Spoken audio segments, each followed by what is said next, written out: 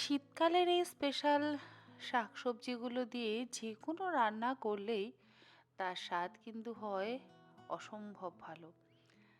আর সত্যি বলতে শীতকালে এই সবজিগুলোর যা স্বাদ, গরমকালে কিন্তু যত সুন্দর করেই রান্না করা হোক না কেন এই সমস্ত সবজি দিয়ে, সেই স্বাদ কিছুতেই পাওয়া যায় না।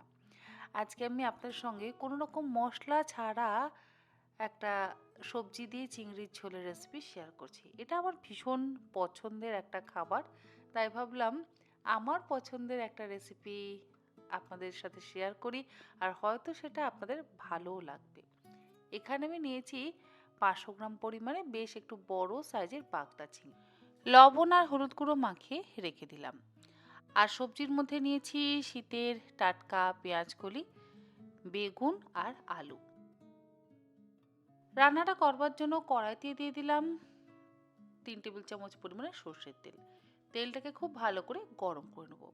তেল গরম হয়ে গেলে এখানে আমি একটা মিডিয়াম সাইজে স্লাইস করে কেটে নেওয়া পেঁয়াজ দিয়ে দিলাম। আর দিলাম দুটো চেরা কাঁচা লঙ্কা আর 3 কোয়া থেতো করে নেওয়া রসুন। মশলার বলতে শুধু এটুকুই থাকবে।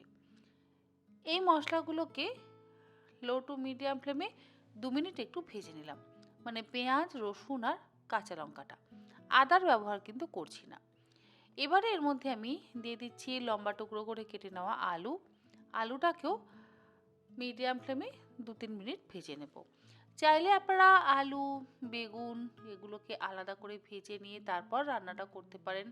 আবার চিংড়িটাও আলাদা করে ভেজে নিয়ে তারপরে রান্নাটা করতে পারেন।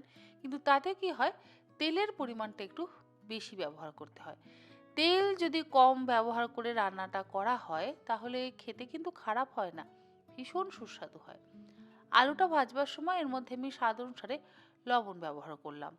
আর লবণটা দিয়ে আবারও আলুটাকে ভালো করে ভেজে নিচ্ছি।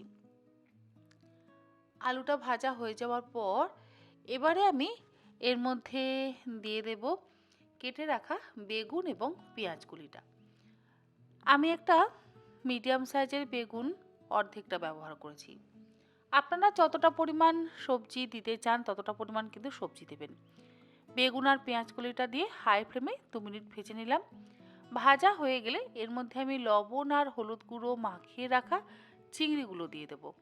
চিংড়িগুলো চাইলে আলাদা করে ভেজে নিয়ে তারপর ঝোল অবশ্যই রান্না করা যায়, কিন্তু ওই যে বললাম যে আলাদা করে সবজি হোক বা মাছ যা কিছুই আপনারা ভাজতে যান না কেন, তাতে কি হবে, তেলের পরিমাণটা বেশি ব্যবহার করতে হবে। আর হ্যাঁ, চিংড়িগুলো দেওয়ার আগে অবশ্যই একটু হলুদ গুঁড়ো দিলাম। এছাড়া কোনো রকম লঙ্কা গুঁড়ো বা ধনে জিরে গুঁড়োর কিন্তু ব্যবহার করছি না।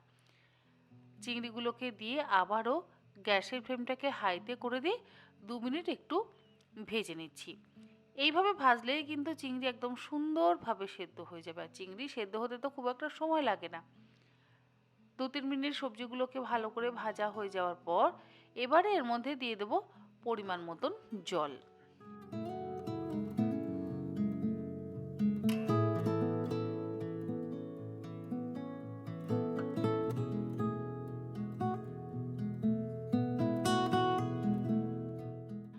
জলও যে খুব বেশি ব্যবহার করতে হবে তা কিন্তু নয়। আপনারা আপনাদের নিজেদের পরিমাণ মতন জলটা ব্যবহার করবেন। আমি এখানে মোটামুটি ওই 1.5 কাপ পরিমাণে জলের ব্যবহার করেছি।